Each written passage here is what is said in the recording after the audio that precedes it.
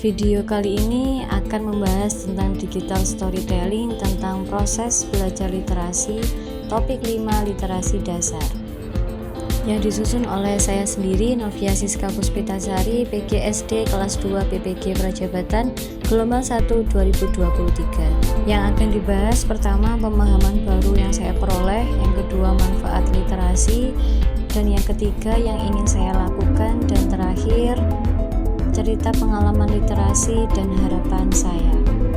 Pemahaman baru yang saya dapatkan setelah mempelajari ini bahwa literasi tidak hanya tentang membaca, menulis, melainkan literasi menjadi keterampilan yang sangat dibutuhkan untuk menghadapi tantangan dan peluang yang ada di sekitar kita, karena memungkinkan kita untuk memahami informasi yang kompleks dan untuk pengembangan karir menjadi lebih baik. Di dalam LMS, pemahaman baru yang saya dapatkan juga tentang memahami konsep literasi, strategi pengembangan keterampilan literasi, asesmen literasi atau AKM, mengetahui lingkungan kaya literasi, dan pengembangan kecakapan literasi dasar. Manfaat literasi: yang pertama, memperluas wawasan dan pengetahuan dari membaca; yang kedua, berpikir kritis; yang ketiga, meningkatkan kreativitas; yang keempat, melatih konsentrasi; dan yang terakhir, mengasah kemampuan menulis, membaca, dan berbicara dengan lebih baik lagi. Kontribusi dalam pembudayaan literasi di lingkungan: yang pertama yaitu menyediakan buku bacaan yang berkualitas dan menarik bagi peserta didik, bisa dengan cara menata buku dengan memperlihatkan judul agar mereka lebih mudah saat akan membaca. Yang kedua, membuat pojok baca yang nyaman dan menyenangkan untuk membaca, misalnya dengan mendesain pojok baca agar mereka tertarik untuk mendatangi.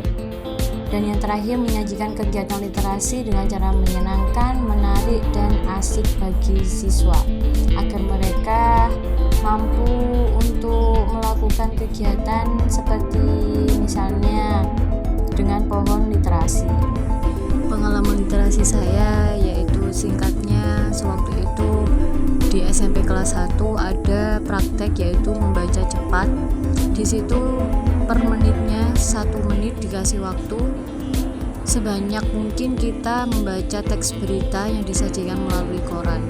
Dan sewaktu saya SD, saat berbicara dan saat membaca itu masih agak sedikit gagap.